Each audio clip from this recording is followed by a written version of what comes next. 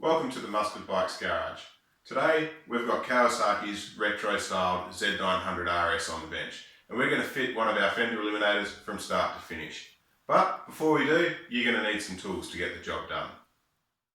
You'll need a 4mm Allen key, a 5mm Allen key, a 10mm spanner, or in this case we've used a ratchet and a 10mm socket, a 13mm spanner, or indeed a ratchet and socket, a Phillips head screwdriver, a small flat blade screwdriver will also come in handy, and a pair of side cutters or scissors to trim down the cable ties will also be handy. In the box you will have received your Fender Eliminator with an LED bolt pre-installed and a small bag with 2 cable ties, 4 nuts and a rubber grommet. Before we take anything off, we need to remove the rider's seat using the key.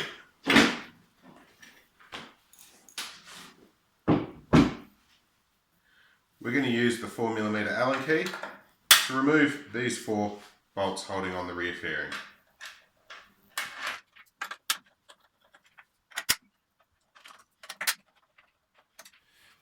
To take the top fairing off, there's a couple of rubber grommets which you need to pull it out of.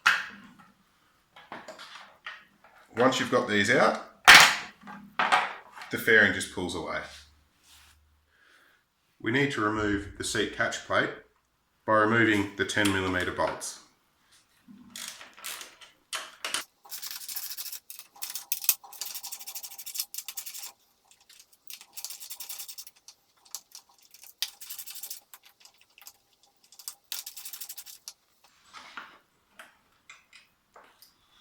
With all the bolts removed, set the plate off to the side. Disconnect the 3 wires coming from the rear fender just by pushing on the plugs and pulling them out.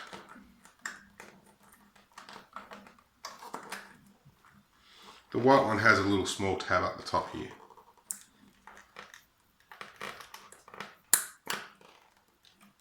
Then make sure that they're no longer hooked underneath this little catch. Take your 5mm Allen key and undo the 4 bolts holding on the rear fender.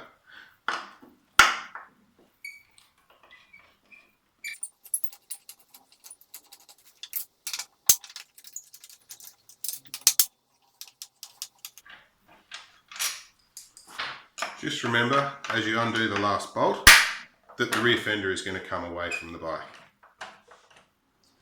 With the rear fender removed, take away this little rubber band, which will give us access to the wires.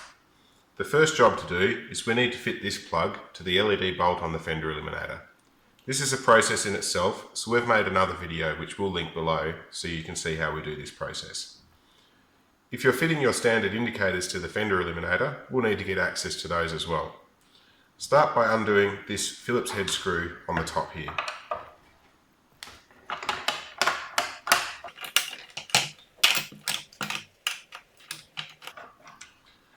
With the Phillips head screw removed, you can take off the reflector plate from the top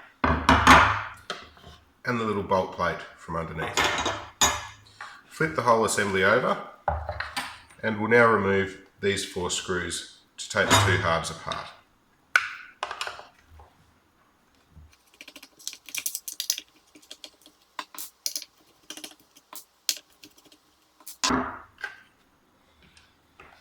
We can now take the 2 halves apart. To remove the indicators, you need to remove the small screw holding on the locking plate.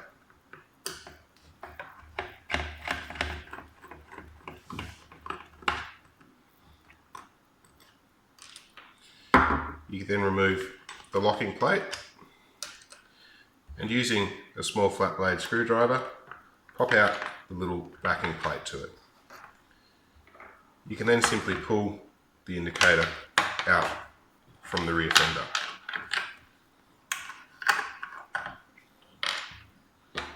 Follow the same process for the other side.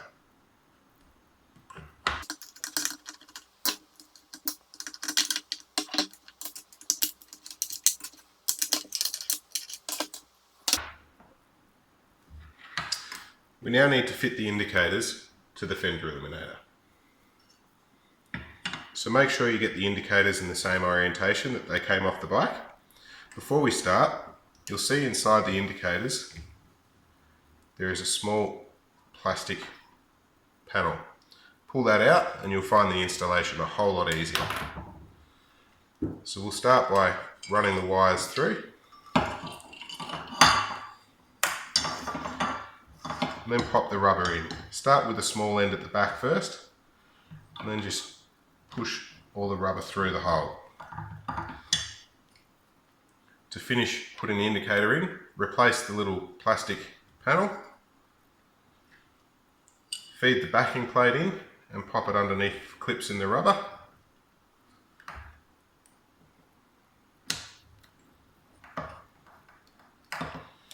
Then we'll take a locking plate and the screw,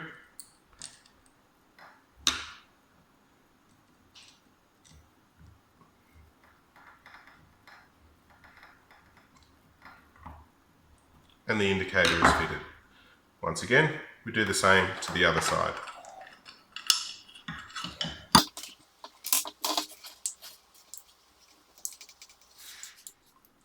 With the indicators fitted, we just need to tidy up the wiring a bit. Run the wires through this large hole in the middle of your Fender Eliminator, and then using one of the supplied cable ties, just cable tie all 3 wires together. Run that cable tie up as close to the base of the LED bolt as you can.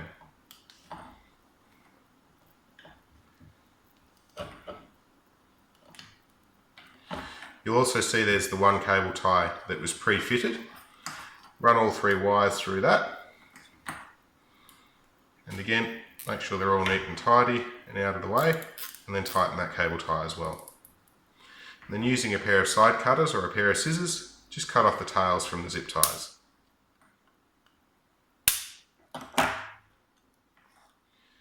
And that assembly is now ready to be fitted to the bike. Before we install the Fender Eliminator, we need to take the little plastic grommet that came in your kit and fit it into this hole here.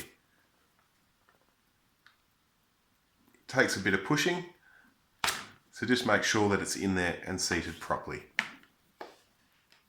To fit the Fender Eliminator, take one of the original bolts and feed it through the hole. Take all your wiring, feed it underneath the bike, and then place the Fender Eliminator up to the bike itself. Then take one of the supplied M8 nuts and just wind that on top. Don't worry about tightening it just yet. Once that's hanging there, we can take the rest of the nuts and bolts and feed them through the rest of the holes as well. With all 4 bolts ready to be tightened, just make sure that your wires are clear of any obstruction in here, and then gradually tighten each one, making sure that you don't crimp the wires. We'll be using the 13mm spanner and the 5mm Allen key to do this.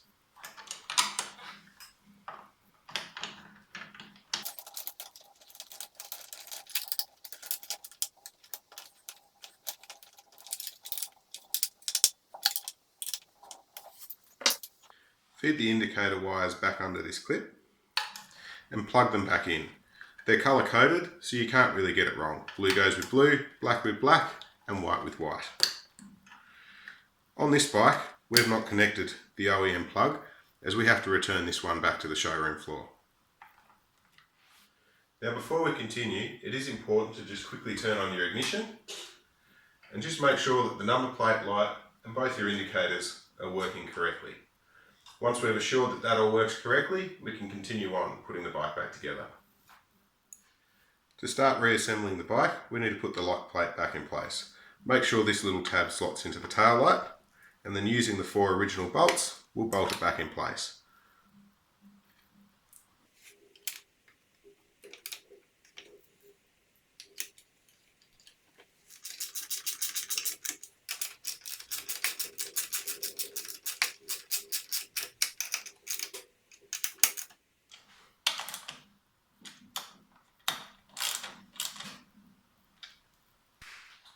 When we put the top fairing back in place, just remember that these little lugs need to go back in their respective grommets.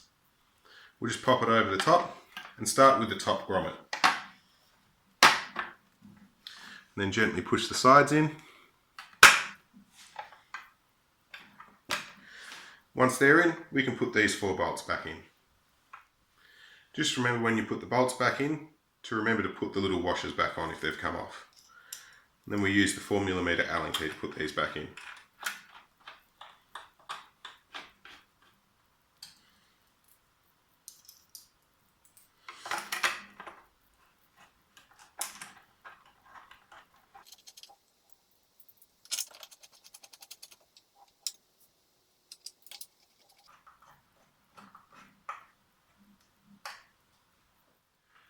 Then we just pop the rider seat back on. And all that remains is to fit your number plate. Hopefully you found this video helpful and informative. And if you haven't yet purchased the product and you want to, or you ran into some issues and need to contact us, you can do so at mustardbikes.com.au. And of course, if you're into your socials, don't forget to like our Facebook page or send us a picture on Instagram. Thanks for watching. Until next time.